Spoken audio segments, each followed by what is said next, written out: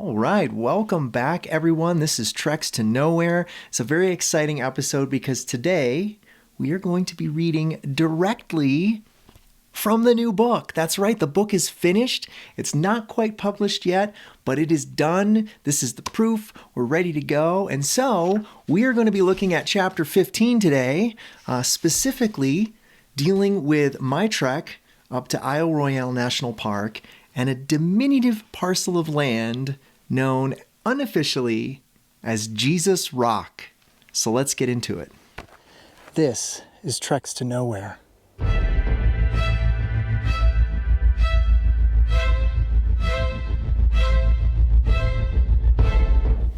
In order to satiate that hunger for the remote and obscure, and within the great assemblage of unseen geographic hideaways that are worthy of a brief tarriance or exploratory sojourn, there exists one subset of physiographic features that captures the imagination beyond compare.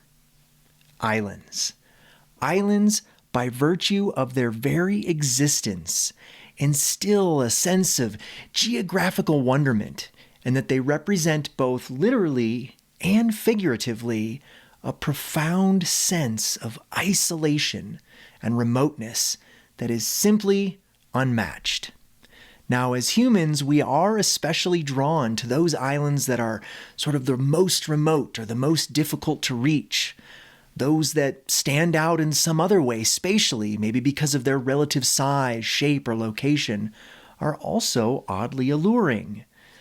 Islands often also represent the very pinnacle of spatial, temporal, and subjective geographic superlatives. So whenever I find myself out on the water, whether on a vast ocean or a small pond just a few miles from my home, my eyes and imagination are always drawn to those islands that appear to be the smallest, the most isolated, or the most unique in their physical characteristics. I inevitably find myself wondering if they have ever been visited or if anyone has ever walked along their shores. I think often of my trip up to Tiny Island in the Canadian territory of Nunavut that I talked about way back in the first episode. When I finally reached its shores and found myself standing there on that ridiculously remote and obscure sliver of land that only just barely sits above the surface of James Bay, the feeling I was most overwhelmed with was that of a profound sense of achievement. I felt as if I was one of only a handful of likely people, and probably the only American, to ever set foot upon that seemingly inconsequential, insignificant, and minuscule parcel of land. Whenever I'm gazing at a world atlas or a globe and my eyes begin to dance around at the various remote and obscure places that I see, it is always the smallest and most isolated of the islands that I inevitably find myself zeroing in on. Places like the Pitcairn Islands of the Pacific, Tristan da Cunha in the Atlantic, Ushakov Island way up in the Arctic, or even Peter I Island in the Southern Ocean, they all bring about an explorational curiosity and excitement that is inimitable. Each time that I have deployed to McMurdo Station in Antarctica on my various research expeditions, I gleefully remember that the station is actually located on Ross Island and not on the continental mainland. Similarly, of the countless visits that I've made to New Zealand on my return trips from Antarctica, one of the most memorable was when I spent 5 days traversing around the remote and nearly uninhabited Stewart Island. So many of my adventures and treks to nowhere have involved traveling out to islands, and typically ones that are wildly obscure or nigh inaccessible. Even when looking at fictional worlds, I just can't help myself. The very first time I saw a map of the known world in George R.R. Martin's A Song of Ice and Fire or Game of Thrones universe, my eyes were immediately drawn to the small island of Ulos at the farthest edge of the map. Nothing of consequence happens on this island in the books or adaptation on television, and all that is published in all of the literature is that a single unnamed and ruined city lies in the northern regions of this island. But upon learning this, my immediate reaction was that that would be the place and the island that I would want to visit, were it a real place. It should therefore come as no surprise, then, that islands remain a consistent source of fascination for me and provide an endless array of potential treks to nowhere. And one such remote island trek came in the summer of 2016, far north within the central United States and very near the Canadian border. After an incredibly successful and fun-filled day exploring northern Minnesota and its high point at Eagle Mountain, I awoke the following morning with a mission: find my way to Isle Royale National Park. Now, I had been staying in the small town of Grand Marais, and I made the 35-minute sunrise drive down to the even more modest town of Grand Portage.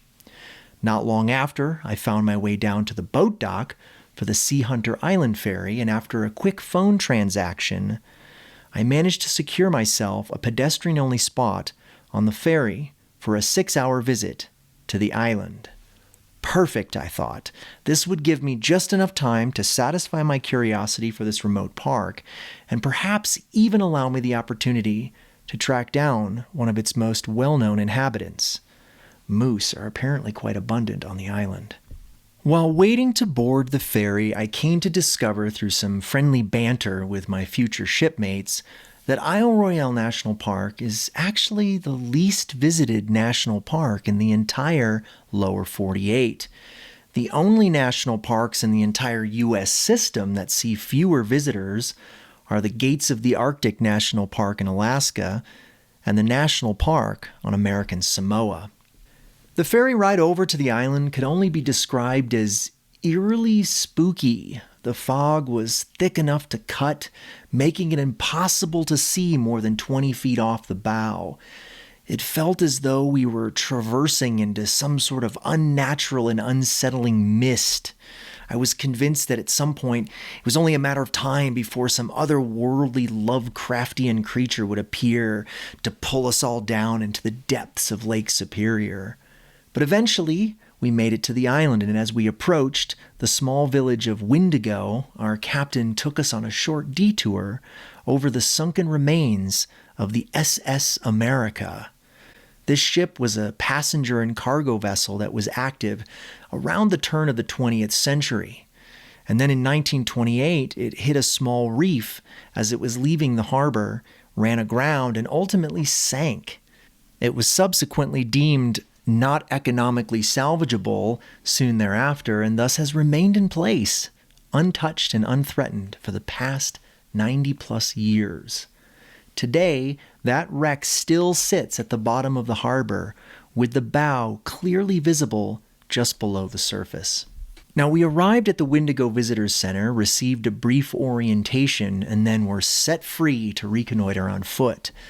I considered taking a several-hour solo hike away from the harbor to explore the deep inner woods and isolation of Isle Royale, but instead I settled on a different and rather unconventional idea.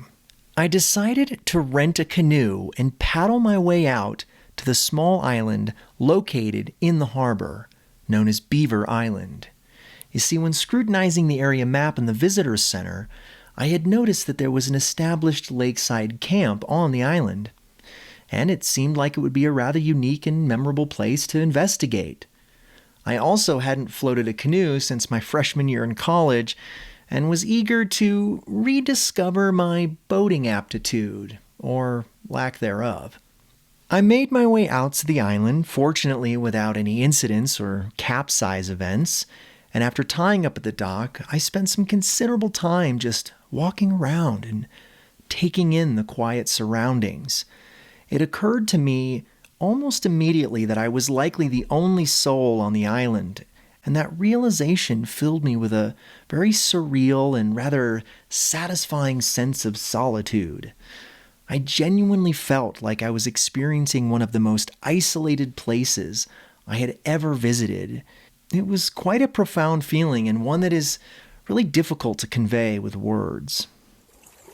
Okay, I am on the tip of Beaver Island in Isle Royale National Park, Upper Lake Superior. And I think I have the whole island to myself.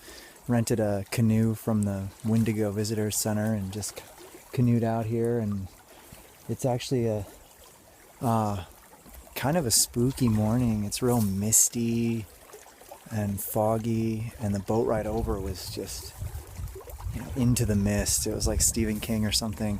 But yeah, it's a very satisfying sense of aloneness. I don't know, it's weird, but I kind of feel like I'm the only human being on Earth right now. Once I had fully scouted the area around the boat dock and the adjacent campground, I decided to improvise a little and trek my way up to the highest point of the island.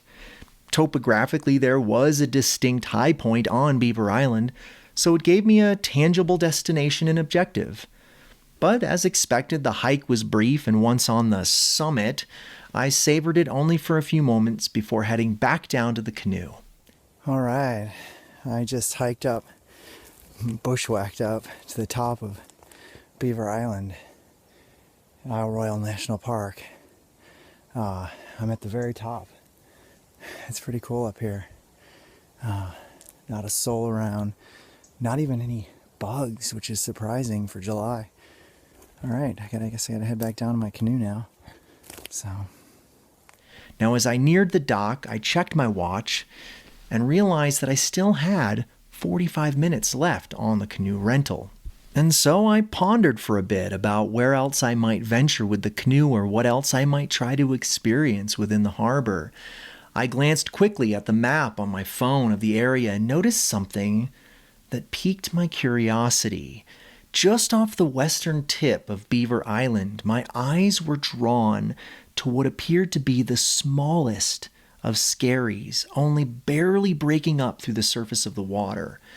I looked out from the shore with my aging eyes and squinted as best I could, and did catch the faintest outline of what appeared to be a diminutive island with a footprint no larger than a few square feet. Certainly, I had to investigate. This is exactly the type of geographic oddity that most excites my curiosity for exploration. Now, I learned later that the park rangers actually have a name for this ostensibly insignificant speck of land, dubbing it Jesus Rock. Now, it's so named because often when the water in the harbor is just high enough to submerge this rock, distracted skippers will inevitably run aground over this bothersome obstruction, resulting in the rather loud and explicit declaration, "Jesus!" Now, despite noticeably increasing winds and a more unstable canoe, in just 15 minutes of eager paddling, I had successfully made it out to this seemingly unthreatening rock. I parked myself for about 20 minutes, walked around on its tiny exposed surface, snapped a few photos, and then promptly paddled back to the visitor center just in time to complete my rental window. It was quite a satisfying little side trip to one of the most remote patches of land I have ever encountered. I pondered the thought of just how many other people may have legitimately or intentionally stood upon Jesus Rock. Now, once back in the small village of Wendigo, I spent a little bit of time in the visitor center just mulling around and even sat in on a park ranger's talk on the history of the national park. And then, at about 2 p.m., I hopped back on the Sea Hunter and bound for mainland Minnesota. As we slowly made our way back, the clouds and fog finally began to clear and give way to the sunshine. The captain pointed out one small island off the port side, Booth Island, he called it. He went on to tell us that he was actually born on this tiny island during a family fishing trip in the late 1950s in a small and now non-existent cabin. As the ship left the harbor and headed out into the boundless Lake Superior, I thought to myself, what a ridiculously obscure and remote place to start one's lifelong journey. All right, well, thank you so much for following along, everyone. I did ad-lib a little bit in there, but for the most part, that was taken directly from Chapter 15 of the new Treks to Nowhere collection, which will be available very soon for sale on Amazon. Now, if you enjoyed that, I do encourage you to go back and watch some of the previous episodes, or to tune into the podcast where there's over 25 published episodes now. For now, take care out there, be safe, and I'll see you in the next episode. Bye.